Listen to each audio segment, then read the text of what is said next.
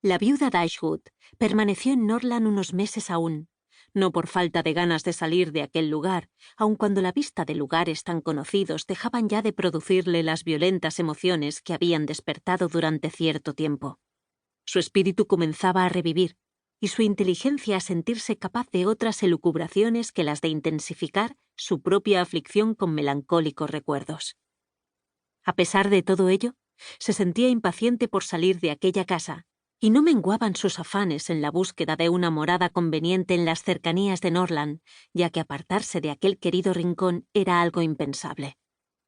Pero no conseguiría encontrar una habitación que satisfaciese, a la vez, sus propias ideas sobre el confort y la comodidad y la prudencia de su hija mayor, cuyo sólido juicio había rechazado varios ofrecimientos que su madre habría aceptado sin vacilar, siempre por demasiado costosos. La viuda Dashwood había sido informada por su marido de la solemne promesa del hijo en favor de ella, promesa que había endulzado las últimas reflexiones terrenas de aquel.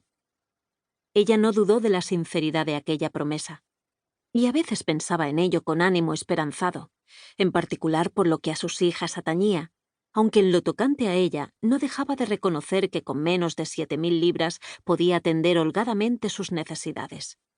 También se alegraba por el propio hermano de ellas, por aquellas muestras de generosidad, y a menudo se reprochaba su manifiesta injusticia al considerarle incapaz de ello. La solicitud hacia ellas, de que a cada instante él hacía gala, la convenció de que su bienestar le importaba algo, y por largo tiempo vivió convencida de la generosidad de los propósitos de él. El menosprecio que había sentido, ya en los primeros tiempos de haberla conocido, hacia su hija política, se había acrecentado con un más minucioso conocimiento de su carácter tras aquel medio año de convivencia bajo el mismo techo.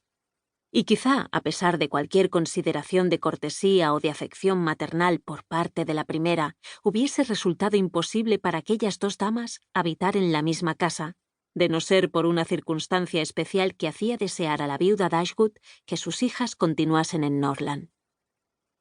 Esta circunstancia especial era la creciente inclinación mutua entre su hija mayor y el hermano de la señora Dashwood, un muchacho agradable que les había sido presentado a poco de la llegada a Norland de la hermana. El joven pasaba en la finca casi todo el tiempo.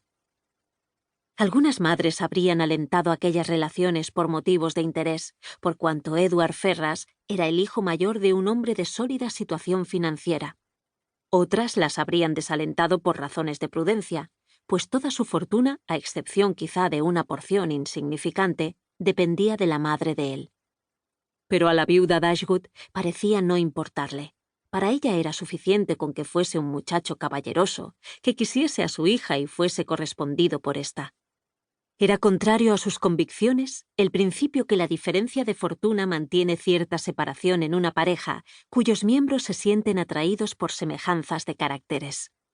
Por otra parte, que los merecimientos de Eleanor no fuesen reconocidos por cuantos la conocieran, le resultaba por entero incomprensible.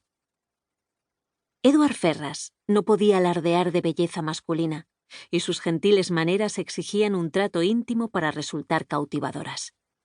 Se mostraba desconfiado en exceso, pero cuando lograba superar su natural timidez, su manera de conducirse revelaba un corazón abierto y afectuoso. Era inteligente, con una inteligencia sólidamente cultivada por la educación. Pero no poseía habilidades o disposiciones naturales capaces de satisfacer los anhelos de su madre y su hermana, que pretendían verle convertido en un hombre distinguido, en algo como difícilmente hubiesen podido precisar qué deseaban para él. Pretendían que de una u otra manera representase un buen papel en la sociedad.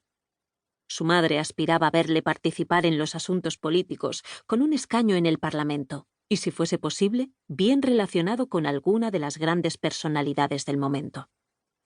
La señora Dashwood, su hermana, lo deseaba también, sin duda.